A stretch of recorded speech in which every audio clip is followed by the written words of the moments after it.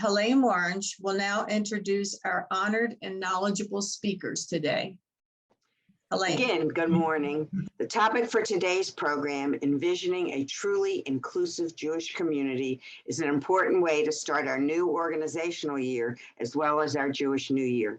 It's a topic that's being discussed, studied, and implemented throughout our Jewish world.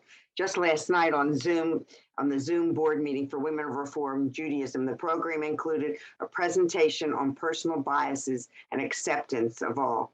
Therefore, Federation is pleased to have two very capable and experienced women as presenters to open our eyes and our minds to envisioning a truly inclusive Jewish community. First, Kohenet, Dr. Harriette Wimms is a Maryland licensed clinical psychologist who specializes in providing compassion-infused mental health care to children, adolescents, adults, and families across the age span.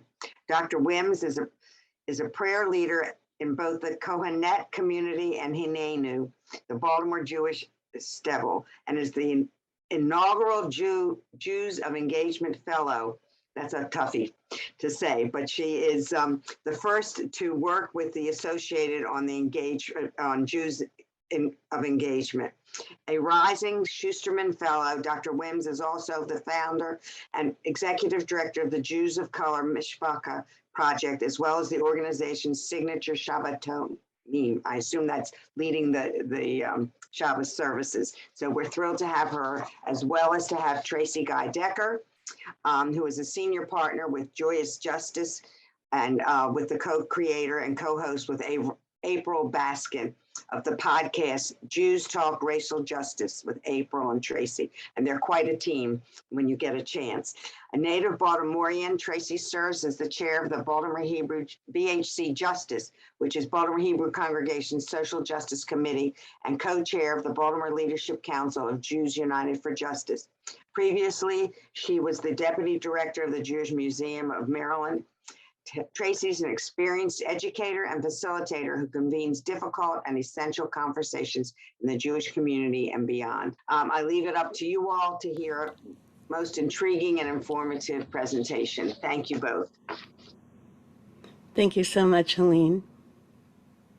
Yes, thank you. I'm just gonna quickly share my screen.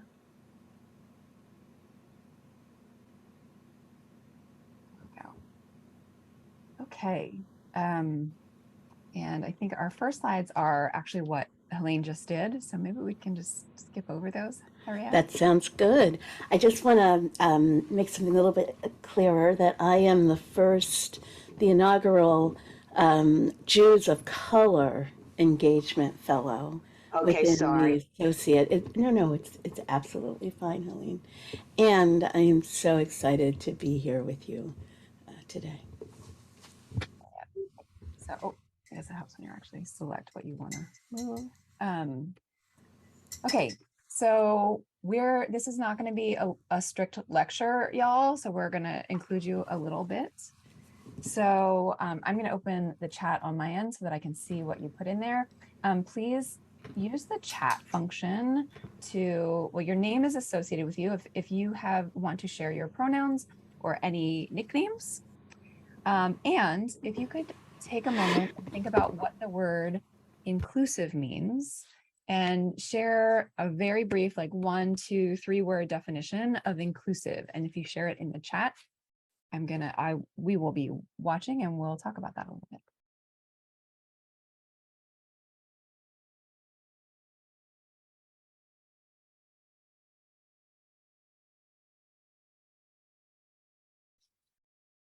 Betsy says all welcome. Janet agrees, welcoming. All are welcome.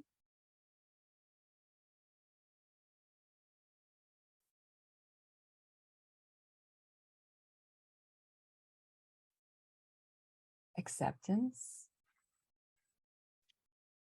Come on, ladies, there are 50 of you here. 52. Included, great. Belonging.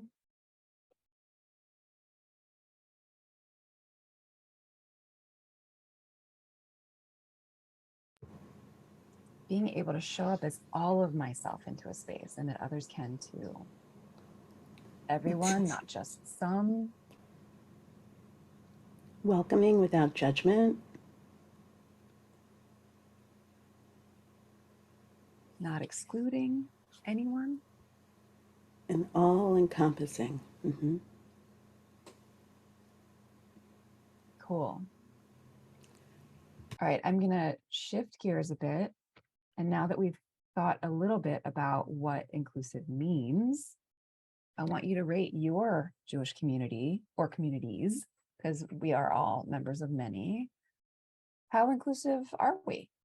Scale of 1, not at all, to 5, fully and completely encompassing, all encompassing those words we all just shared.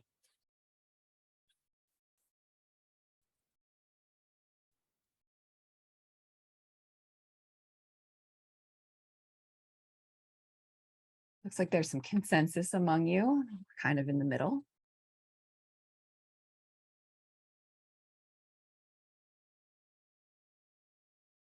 Got some 4s and 5s in there.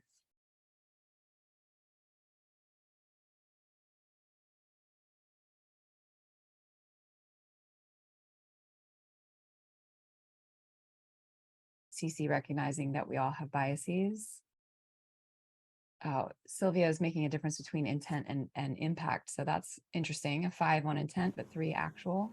I love that. Don't you love that, Tracie? Yeah. That's great. Working on it, Betsy says. Absolutely, Helene, I completely agree. Different Jewish groups can be rated differently. Okay, so it looks like the consensus in the room is that none of our communities are totally uninclusive. I'm not seeing any 1s or 2s, so that's good to note. And there's sort of, we're hedging our bets and saying somewhere in the middle, mostly.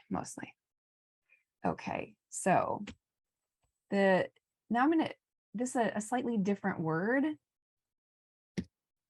right? Harriette, do you wanna? Yes, so I appreciate all that you've shared so far. Thank you so much for being interactive with us. And I want to ask a slightly different word, at least I think it is different. What does belonging mean to you? And I'm even going to expand that a bit. How do you know when you belong? And you might want to ponder that. Thank you. Thank you so much for putting it in the chat. Acceptance. So being accepted, acceptance. Okay, so a bit similar to inclusive. Anything else? How do you know when you belong? You feel comfortable. Okay, look at that, yeah. When you feel safe, when you can feel, you're safe to feel your feelings, absolutely. Comfortable, connected. Wonderful. Okay, keep it coming, friends. If you have other ideas, but we're going to go on. I teach at a number of universities, or have, and all of these young students, you know, they always want to talk in the chat, and then they also want, like, you to have a video and audio and all this other stuff. And so I try my best. I'm actually getting ready to share, we're getting ready to share a podcast with you, acknowledged, having a seat at the table. Beautiful, thank you. That is facilitated by Melissa Gare, who is the producer, the supporter of the, oh my gosh, Sheila Katz show on YPR. And if you haven't had a chance to hear that show, please do log in, check it out. It's on the radio. And she also does these podcasts called The Big Ponder. So we're going to start that podcast, and as we're listening, we're going to show you some pictures. And as we're thinking about belonging, as we're thinking about community, as we're thinking about inclusion, and listening to this podcast, I want you to think about which pictures, which photographs make you feel like you belong in Jewish spaces. All right, Tracie's going to do the tech because tech scares me. So I'm going to press play and then I'm going to advance the slide, and Harriette in the back end is going to let me know when to advance the slide. So I'm going to press play, and if you cannot hear it, let me know. I'm going to assume that you can if I don't hear from anyone. This is The Big Ponder. This is Melissa Gear for The Big Ponder. Have you ever tallied up how many communities you feel akin to? And it's so closely related to identity. I mean, I'm a woman, I'm Jewish, I'm white, I'm Minnesotan, but also a Baltimorean. I'm an artist, I'm a nature lover. It's a human desire, a need really, to seek community. Because finding your people provides a lot. A sense of belonging, a sense of safety, sometimes even inspiration or solidarity.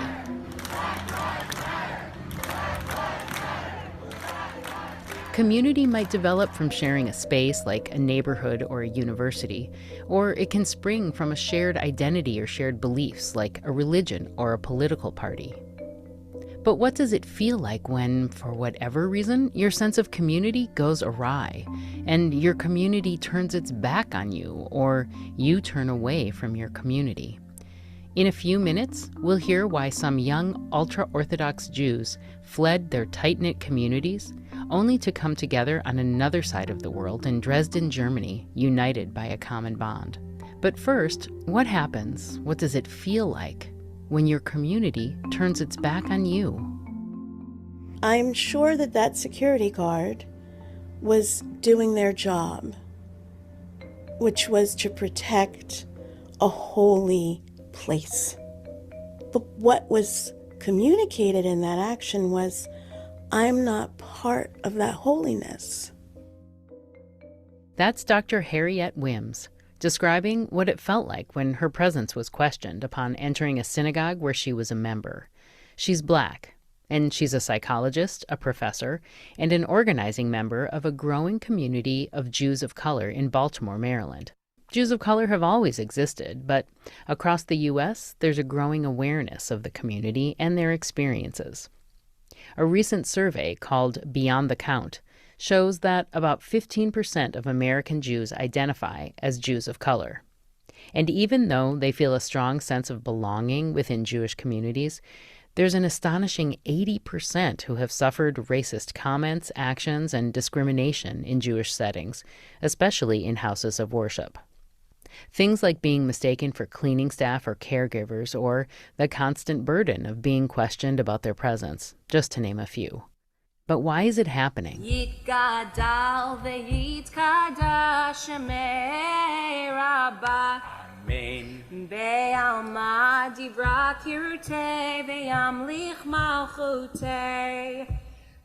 Dedication to social justice is a prevalent theme in Jewish writings and teachings.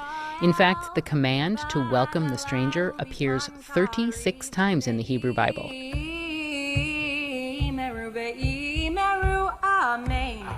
One synagogue that strives to embody these teachings is Beth Am Congregation in Baltimore's Reservoir Hill neighborhood. It's led by Rabbi Daniel Berg. Beth Am members, which include several Black, brown, and mixed-race families, are drawn to the synagogue because of its dedication to living out those Jewish ideals. So I asked Rabbi Berg how something so foundational to Judaism, like welcome the stranger, could really go off the rails when it came to embracing Jews of color in our midst. I think we're trained as Jews to think about the other and our responsibilities to the other. And we do quite well when we're thinking about somebody who appears different, who comes from a sort of radically different socioeconomic level, who, has a different level of education. I think that is our kind of comfortable place where it's more comfortable for us to be able to reach out to those individuals, serve them, take care of them, respond to their needs. What's more complicated is when we increasingly recognize that otherness exists within the tent, right, within the community, and in some ways it doesn't compute because we say, okay, wait, we're supposed to be welcoming to the stranger, but that person seems stranger than I am. And yet they're, my brother, my sister, my co-congregant, somebody who counts in the minyan, in the quorum for prayer, just like I do.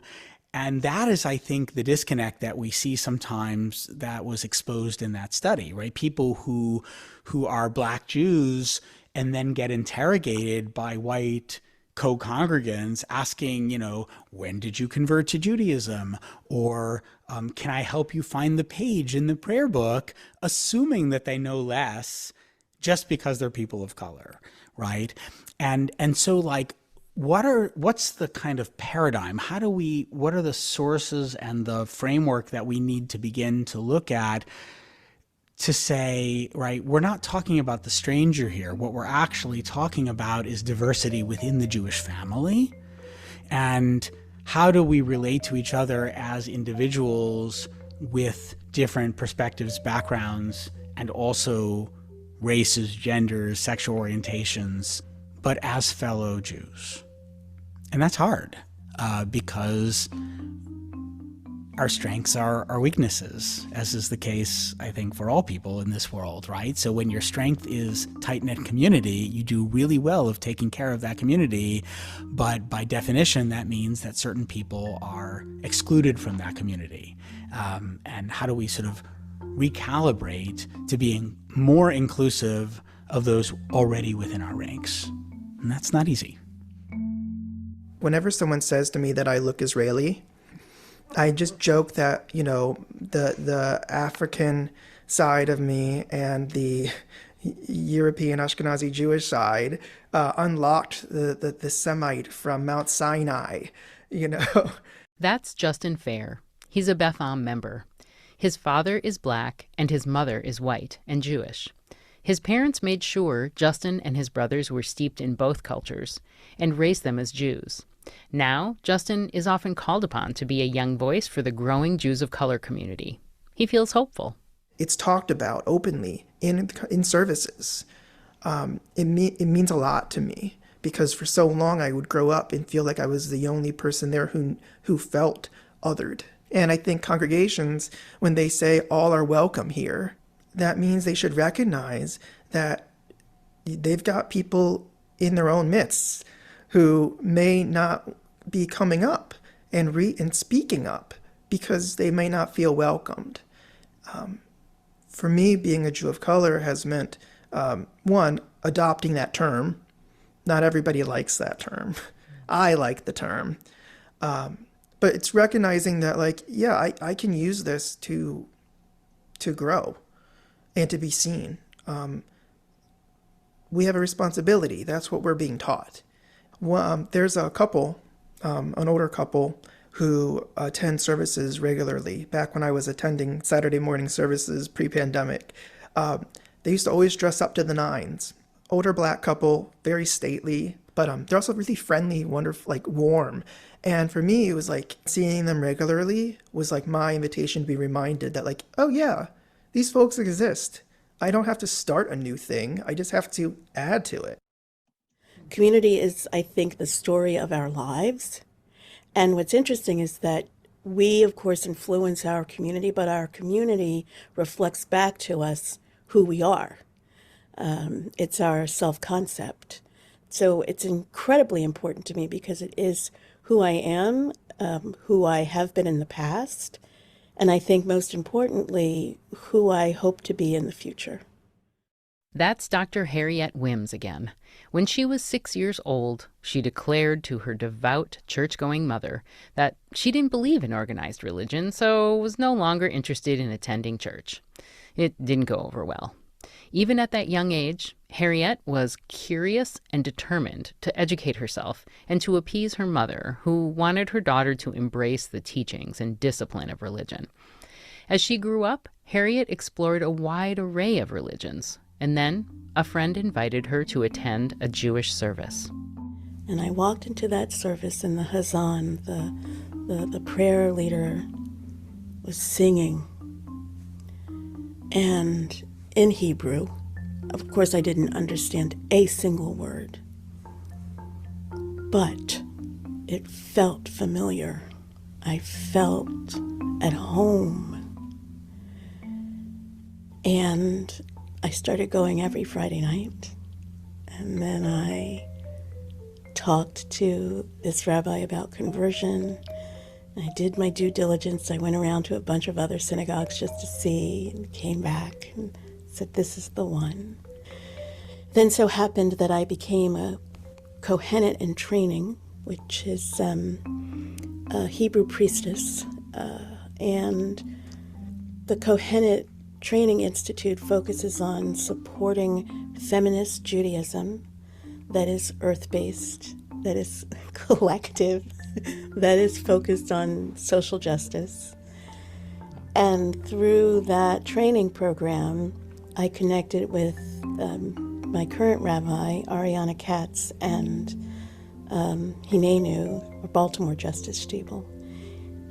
And I'm with my people. I am with my people.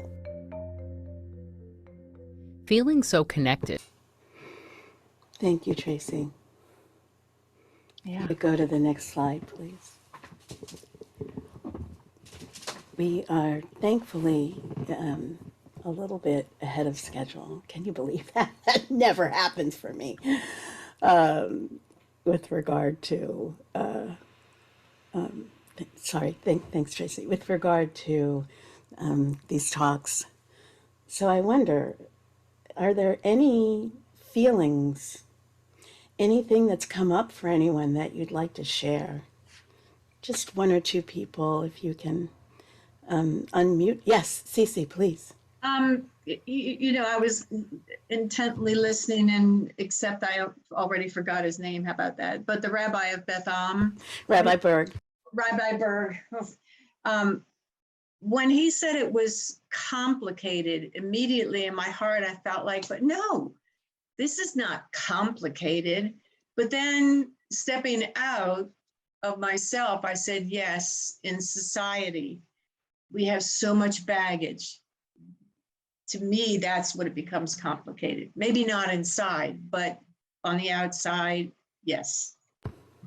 Shemati, which means, I have heard you, absolutely. I want to share that there was an event a while ago, not so long ago, but a while ago, and I had invited a number of Jews of color to come to that event.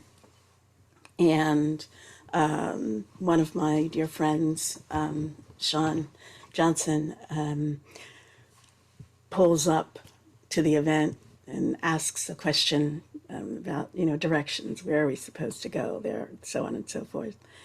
And the person who has been hired to direct traffic says, do you work here?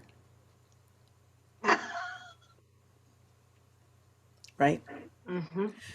So it is complicated and yet not, and yet, oh my gosh, so complicated.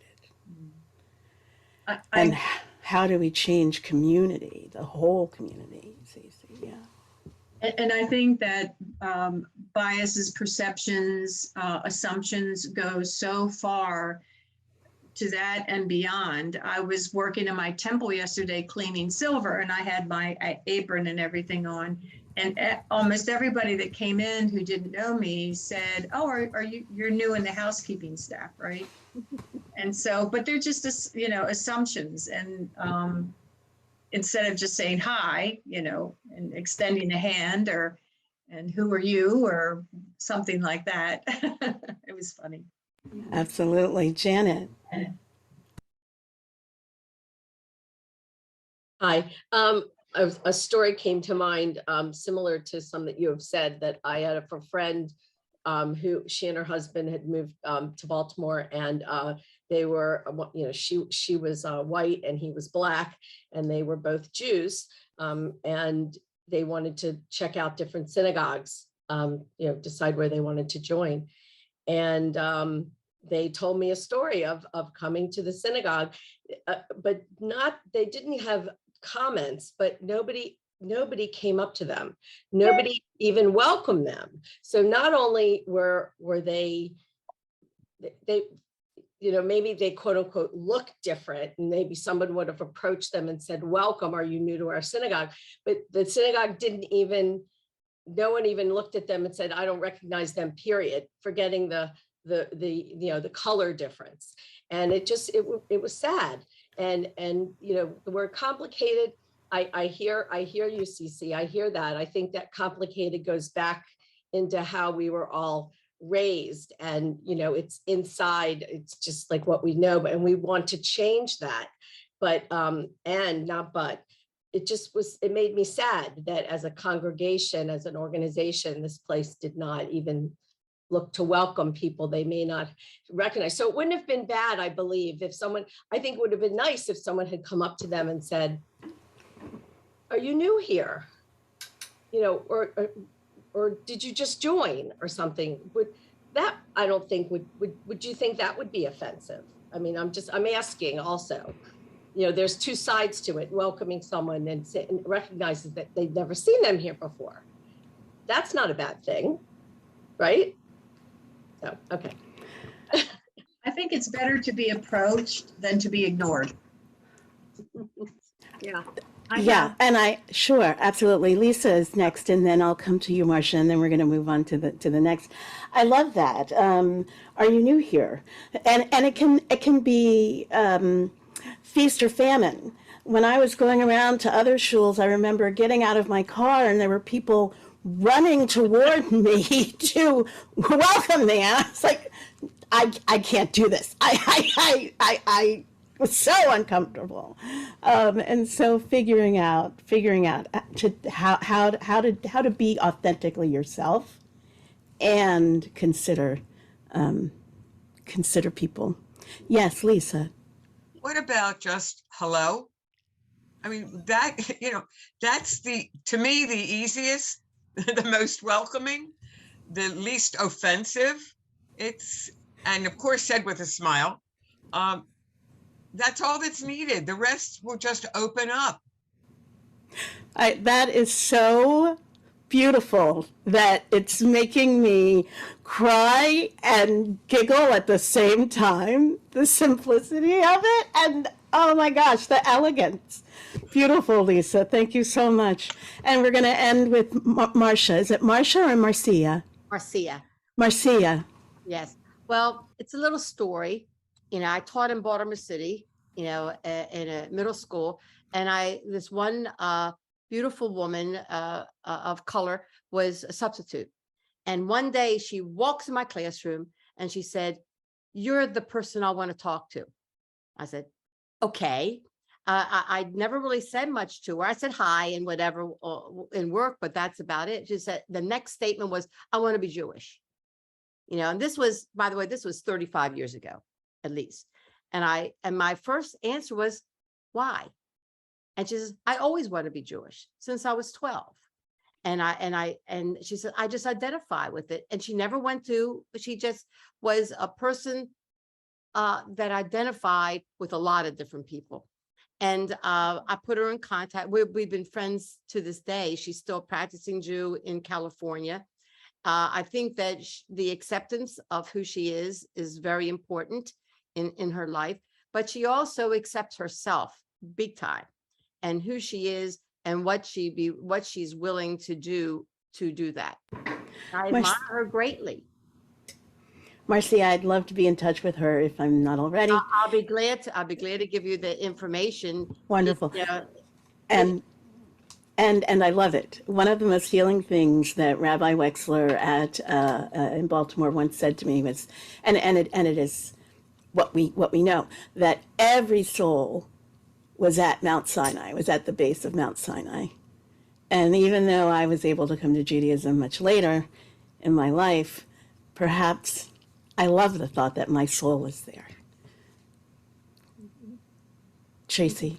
Yeah. Mickey, I see you. We will have a chance a little later in the program. Okay. I'm actually going to back us up a little bit from these awesome personal shares, and we're going to do a little definition, a little defining. So I'm going to start with diversity. We've been talking about inclusion, but inclusion is irrelevant when there is no diversity. So diversity is difference, but significantly it's difference that matters. So all of us, all 52 of us in the Zoom room right now might have different polish on our nails, or no polish, or long nails or short nails. There could be a huge difference of our fingernails. That doesn't matter.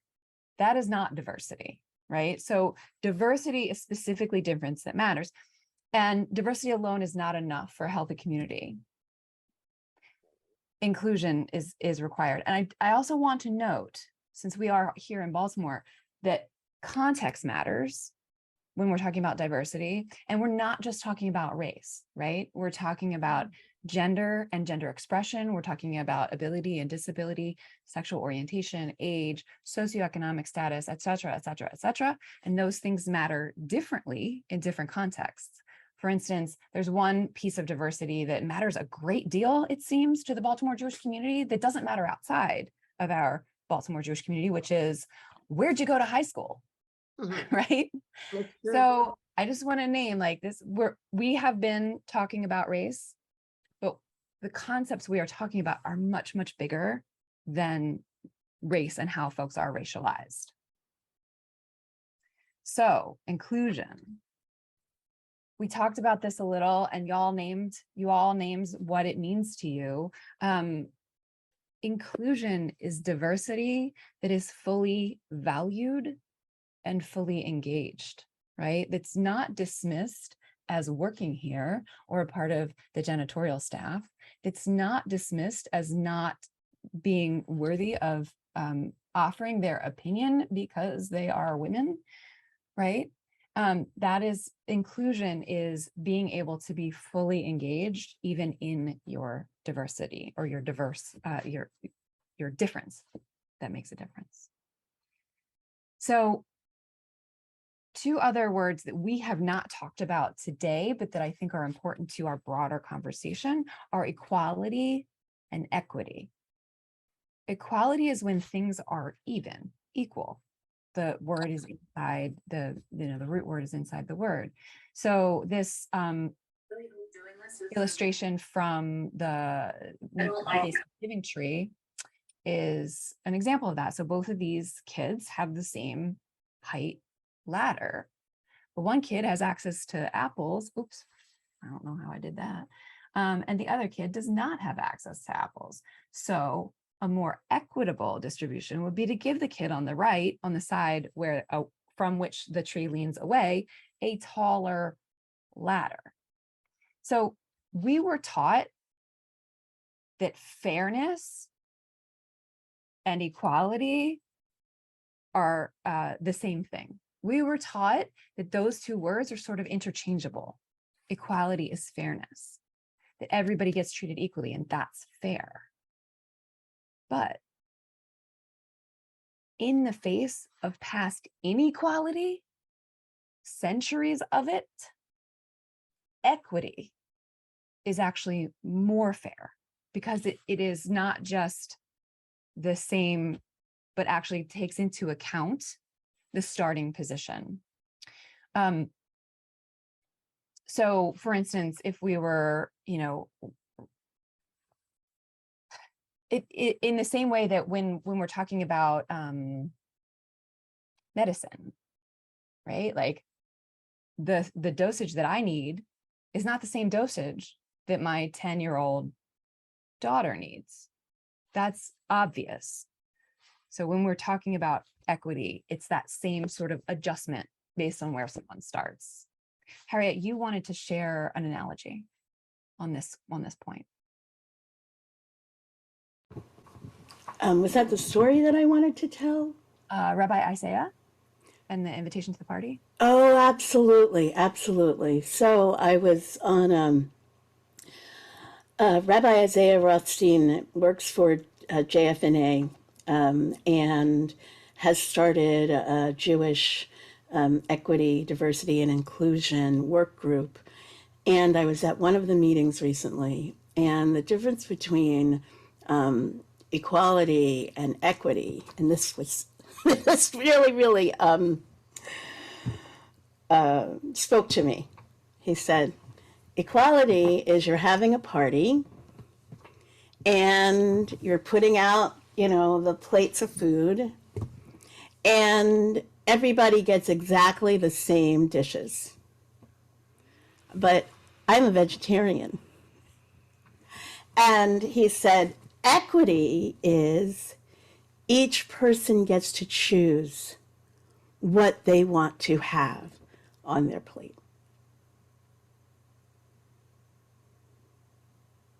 Thanks, Tracie. Nice. So I'm going to talk about, just briefly, something that I think we don't maybe acknowledge enough, the way that these things are related, specifically within the Jewish community. Because one of the complicating factors that, when Rabbi Berg said things are complicated, one of the complicating factors is that is Jews, historical reality, our historical trauma, right?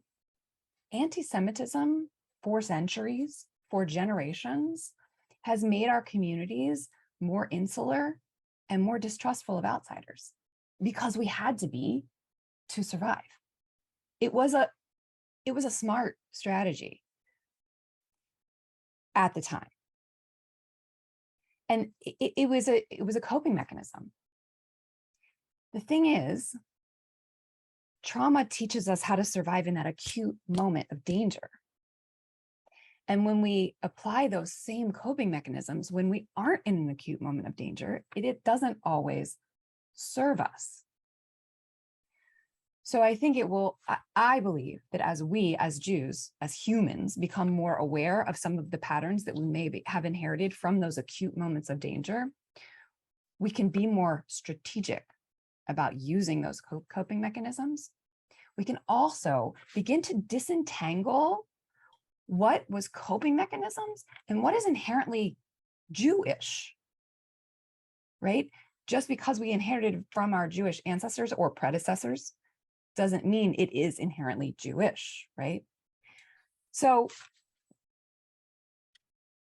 I want to name that, because that is a complicating factor. We're not going to go into that in detail, but it's something I'm planting a seed for all of you, for all of us, that maybe will start to grow so that we can become more aware and be more strategic. Because what is Jewish is community. We take care of each other. That's one of the things that is in our text. Melissa Gare named it in the podcast that we listened to. Rabbi Berg talked about it in the podcast. Welcoming the stranger. Many of us talked about being more welcoming when we said, what does inclusion mean? And I want to push us. I want to problematize us that a little bit, because welcoming is what we do for strangers. That's the phrase, welcome the stranger. It's what we do for guests, right? But that word belonging that we went to a little while ago when we said, what makes you know that you belong? That's our goal. Not just welcome, but belonging. Because the people we are looking to include, they may not look like we do, they may not love like we do, they may have different abilities than we do, but they're not strangers or guests. They're our family. Progress. So I'm going to push us toward thinking about belonging and not just welcoming, remembering the weight of history and the very real and present dangers that our ancestors have faced and that we could face, maybe are facing, depending on who you talk to, again, but being strategic about our coping mechanisms. And I'm going to turn the mic back over to Harriette to talk a little bit more about some of the factors and where we're going. So that Tracie has this capacity, this ability to just make me cry, just like not even trying. So I'm trying to get myself together here. So I want to offer to you all that you can right now say a prayer of gratitude that you're not one of my students, because I make my students learn this model inside and out. I talk about it all the time because when I saw this model, I felt like of understanding who we are as humans. I actually could almost hear angels singing. And this relates directly to what Tracie was just saying about who we are, what we have experienced as Jews across time, what is how we've learned to cope, and what is Jewish. This is a model of human ecology, how humans function in the world, by a psychologist named Yuri Bronfenbrenner. And plainly put, it talks about how we are all embedded in a number of systems. And how all of these systems, from our neighborhoods to our government systems, our religious systems, our families, our congregations, even where we are in time, all interact to make us who we are.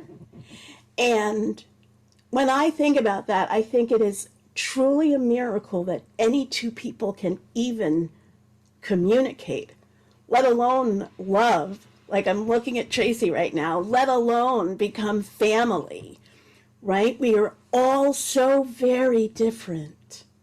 And yet, and Tracie, could you go to the next slide for me? It is part of the plan. I mentioned before JFNA's JEDI work group, and they define diversity as the range of human differences, including but not limited to race, ethnicity, gender identity, sexual orientation, age, social class, abilities or attributes, religious or ethical values, systems, national origins, political beliefs, right? Like, this is exactly what Bronfenbrenner was saying in 1974.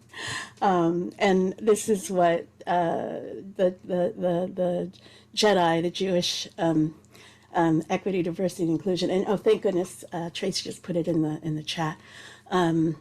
This is what they're talking about right now.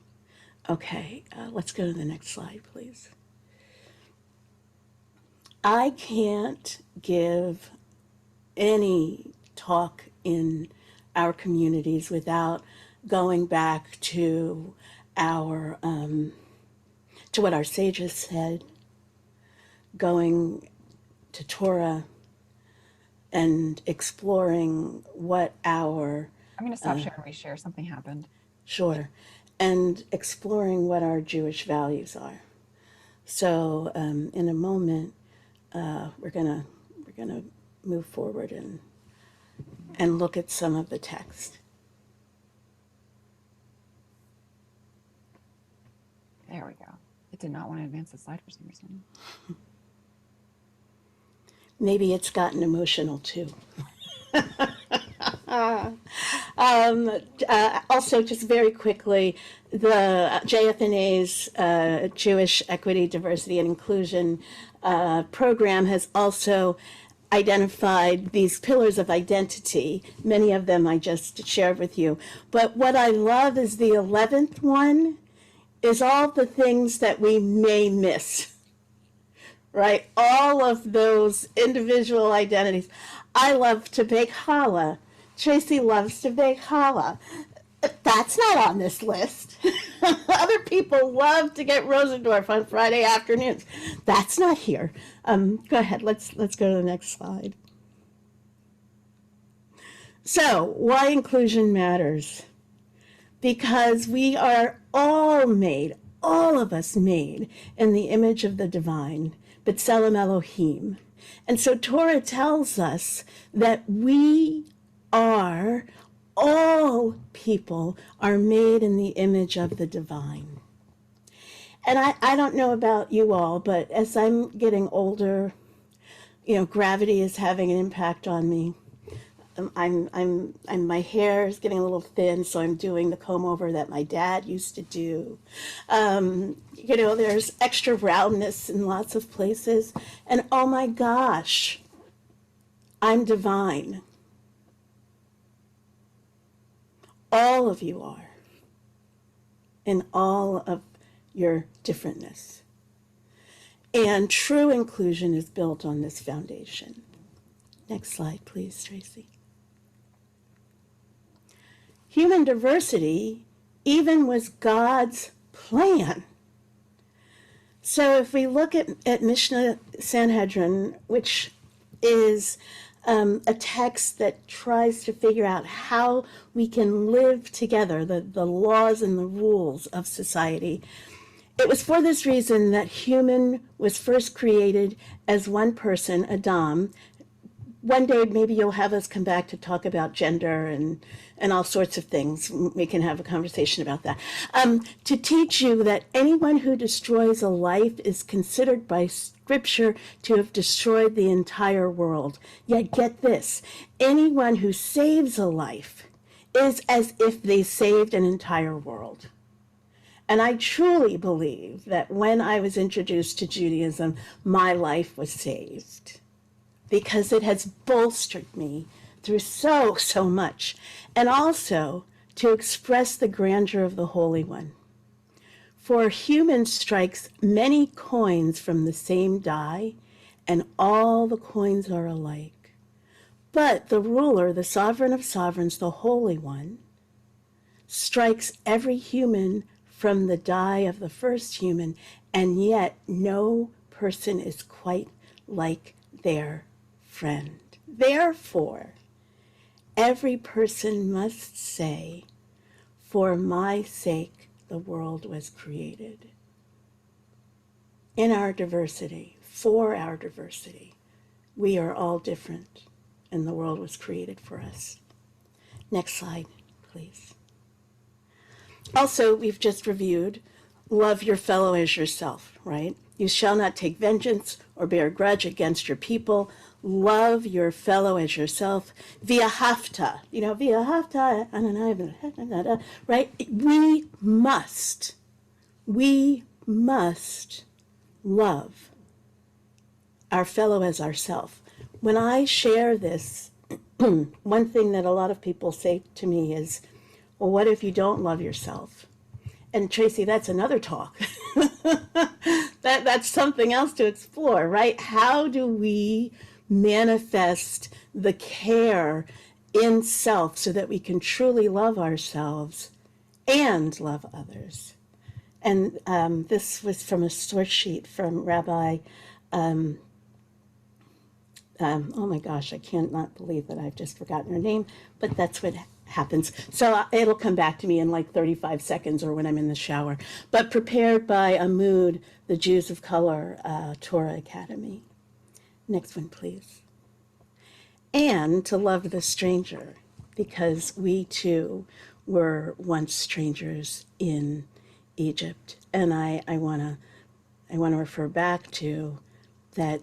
In fact, what we're talking about when we're talking about inclusion is that we don't treat others as the guest, but as family. Next slide. Another reason why inclusion matters, and then I'm going to get to our Parsha for this week, which I'm really excited to discuss, is Lador Vador, right? From one generation to the other. I wonder how many of you are aunties, are moms, are grandparents. And I mean that not necessarily only by blood, but by choice, by community, by the people we choose to take care of. And so when we think about the lessons that we want to teach and hold on to, especially when we're thinking about Judaism and our Jewish values, what do we want to pass down to the next generation? What are the warnings and what are the blessings? In this week's Parsha Torah portion, we hear, here are the things that we must do, And here are some of the blessings that will happen if you do it, and here are some of the curses. Someone asked me this question recently, and it shook me. Are you being a purposeful ancestor?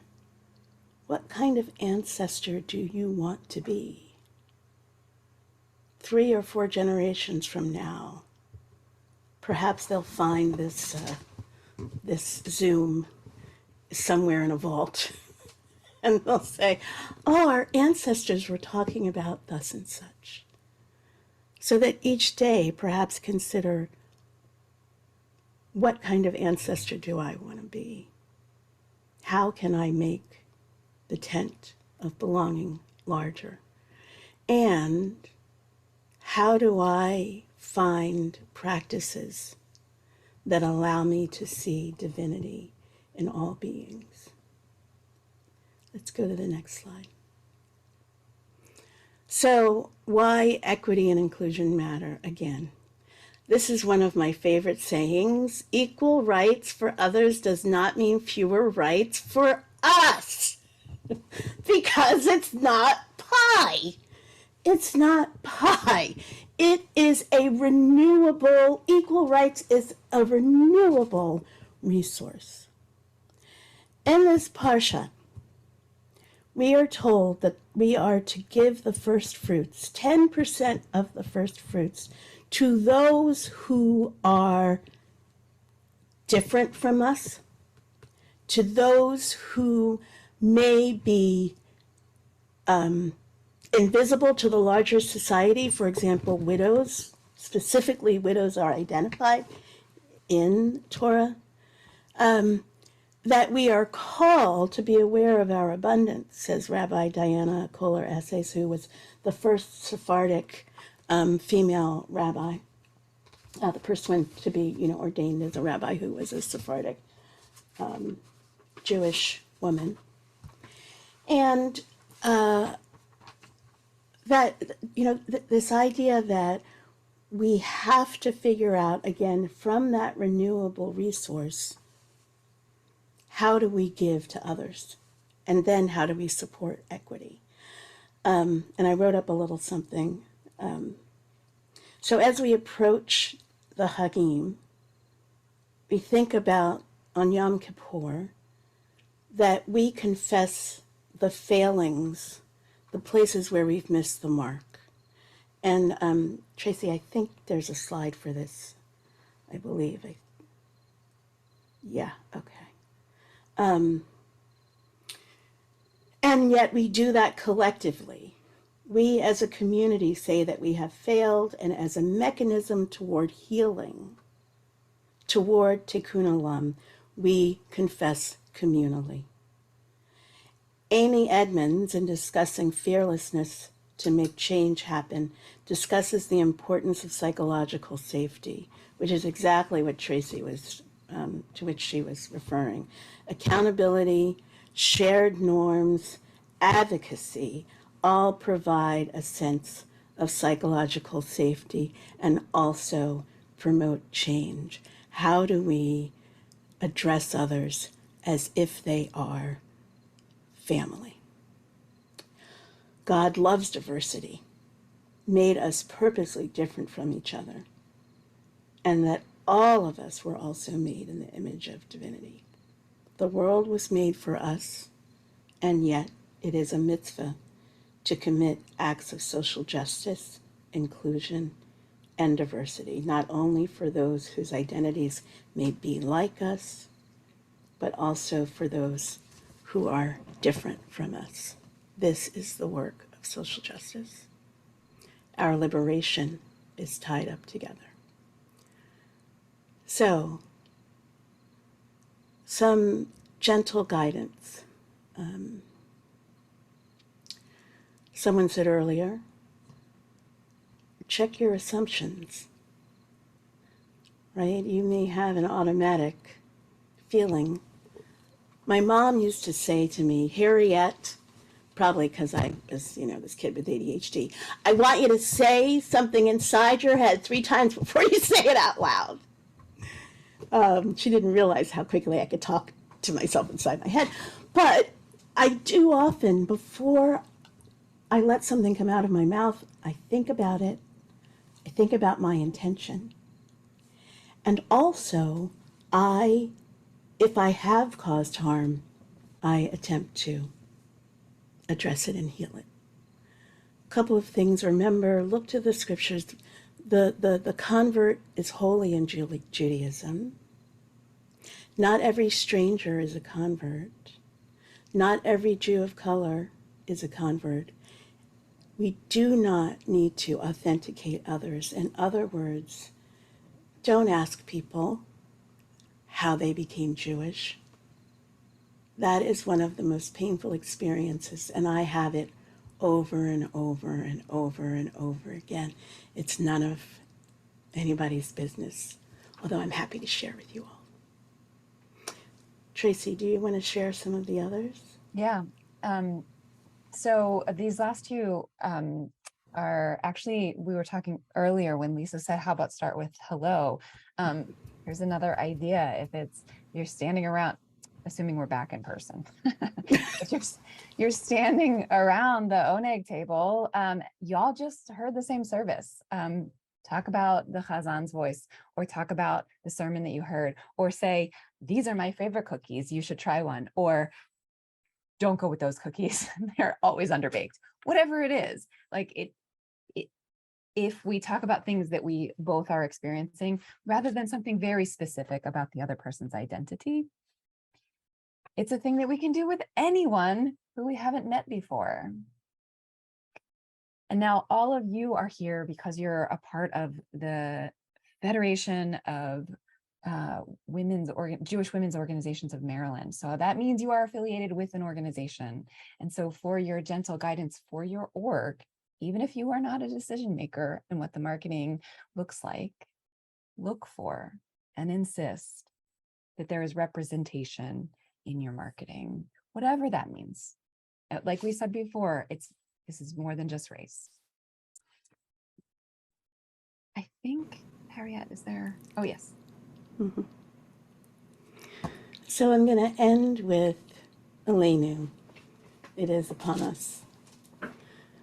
What will be your next steps toward building inclusive Jewish spaces? What will be the step after that?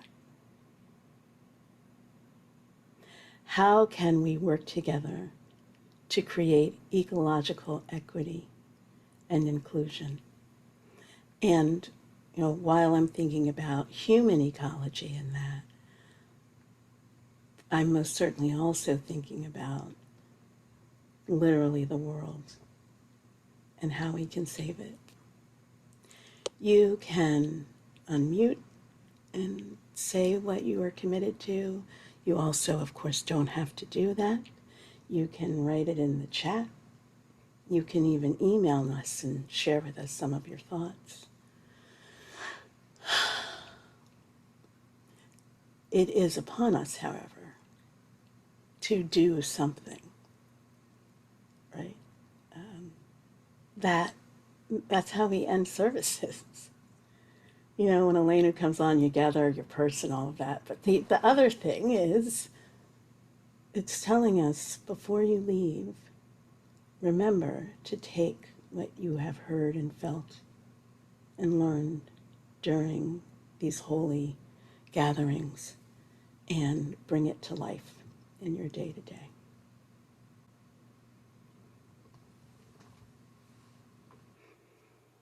We want to end by not really asking you to respond, but just to think. What does being inclusive mean? And how inclusive are your Jewish communities? Thank you so much for allowing us to be with you today.